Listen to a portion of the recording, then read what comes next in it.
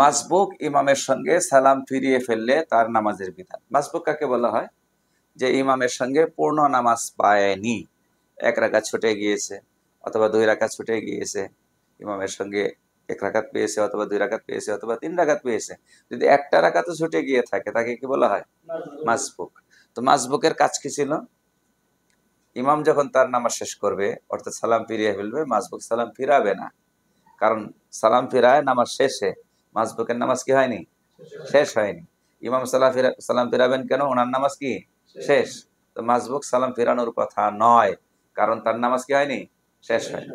কিন্তু সে যদি সালাম ফিরিয়ে ফেলে, ভুলক্রমে ফিরিয়ে ফেলছে, ইমামের সঙ্গে ফিরিয়ে ফেলেছে, একদিক ফিরিয়েছে অথবা 2 দিক ফিরিয়েছে, তারপরে মনে হয়েছে আরে সবার নামাজ শেষ হলেও আমার নামাজ তো কি হয়নি? শেষ হয়নি। এরকম ঘটনা ঘটে কিনা আমাদের মাঝে মধ্যে? ঘটলে কি হবে, কি করতে হবে? তো এখানে কয়েকটা বিষয় চিন্তা রাখতে হবে। প্রথমে যেটা মনে রাখতে হবে সেটা হলো, যদি এই কাজটা ভুলক্রমে হয়, কি হয়? মনে নেই আমার যে নামাজ আরো 1 রাকাত 2 রাকাত 3 রাকাত রয়ে গিয়ে, সেটা আমার কি নেই? মনে নেই। মনে না থাকার কারণে ভুলক্রমে আমি ইমামের সঙ্গে সালাম ফিরিয়ে ফেলেছি। তাহলে এই সালাম ফেরানোর পরেও আমার এই নামাজ ঠিক রাখার সুযোগ আছে।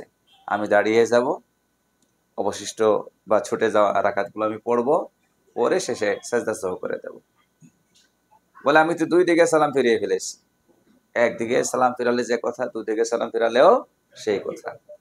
হ্যাঁ, 2 দিকে সালাম ফিরালে নামাজ একরকম শেষ হয়ে গিয়েছে, তারপরে একটা সুযোগ রাখা হয়েছে।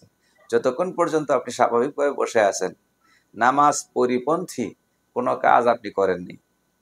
নামাজ পরিপন্থী কাজ পর্যন্ত, মনে করেন আপনি ঘুরে বসে গিয়েছেন, সিনাটা বুকটা কেবলার দিক থেকে ফিরিয়ে গিয়েছে, অথবা অন্য কোনো কথা বলে ফেলেছেন নামাজের ভিতরে, যেটা বলা যায় না, কাউকে কাউকে ডাক দিয়েছেন, মানে নামাজের বাইরে করা যায়, নামাজের ভেতরে করা যায় না, এমন কিছু করে ফেলেছেন, তাহলে আপনার আর এই নামাজকে ঠিক করার সুযোগ নাই। এমন কিছু করেন নাই, চুপচাপ বসে আছেন, কেবলামুখী হয়ে বসে আছেন, স্মরণ হয়েছে এই মানে কিছু সময় পার হওয়ার পর যে আপনার সালাম ফিরানো ঠিক হয়নি, ছুটে যাওয়া নামাজ রয়ে গিয়েছে, আপনি দাঁড়িয়ে যেতে পারবেন। দাঁড়িয়ে অবশিষ্ট নামাজ পূর্ণ করবেন, ছুটে যাওয়া রাকাতগুলো পূর্ণ করবেন, আর সালাম কি বলে সাজদা সাহু করবেন, সাহু সাজদা করবেন। কথাটা বুঝাতে পারছি নাকি?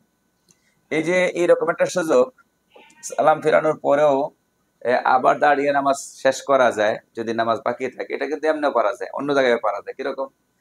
আপনি একা একাই নামাজ পড়তেছেন, একা একাই কি করতেছেন? নামাজ পড়তেছেন।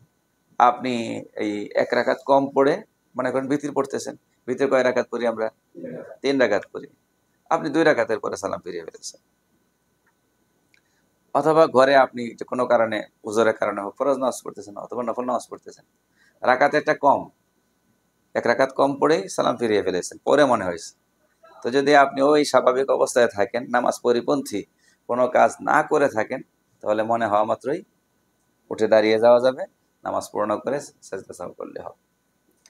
এখন এইখানে একটা গুরুত্বপূর্ণ বিষয় হলো যে, এতক্ষণ যেটা বললাম যে একদিকে সালাম ফিরাক অথবা 2 দিকে সালাম ফিরাক, সালাম ফিরানোর পর মনে হওয়া মাত্রই উঠে দাঁড়াবে, অবশিষ্ট নামাজ পড়বে এবং সাজদা সাহু করবে।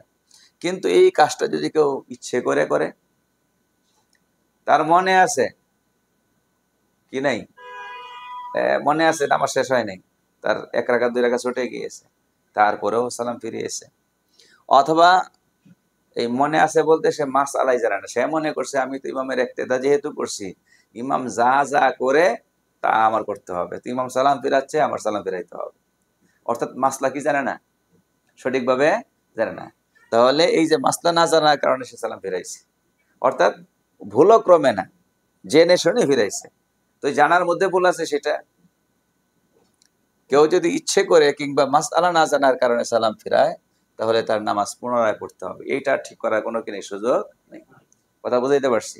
তাহলে আমরা সোজা সাপটা মনে রাখি এতটুকু কথা, যে আমরা যদি মাসবুক হই তাহলে ইমামের সঙ্গে সালাম ফিরাবো না। যদি ভুলক্রমে যদি ফিরিয়ে ফেলি, একদিকে হোক 2 দিকে হোক, শেষে কি করতে হবে? সাহু সেজদা করতে হবে। নামাজ পূর্ণ করার পরে সাহু সেজদা করতে হবে। কিতাবের মধ্যে এই মাসালা একটু ব্যাখ্যা সহকারে আসছে, মানে একটু লম্বা করে আসছে। সেটা হলো মাসবুক যদি এই সালাম ফিরাতে গিয়ে ইমামের আগে ফিরিয়ে ফেলে সালাম, ইমাম আসসালামু বলার আগে মুক্তাদির আসসালামু হয়ে গেছে, এটাই হলো সালামের মূল অংশ। অথবা একবারে বরাবর ইমামের আসসালামু মুক্তাদিরও আসসালাম, একবারে বরাবর বরাবর। এই যে দুইটা সুরত, এক হলো ইমামের সালামের আগে মুক্তাদি অ্যাডভান্স, ইমামের সালামের আগে ইমাম আসসালামু বলে শেষ করে নাই, মুক্তাদির কি হয়ে গেছে? আসসালাম শেষ হয়ে গেছে, এক সুরত। আর এক সুরত হলো একবারে সমান, ইমামের আসসালামু আর মুক্তাদির আসসালামু একসঙ্গে হয়েছে।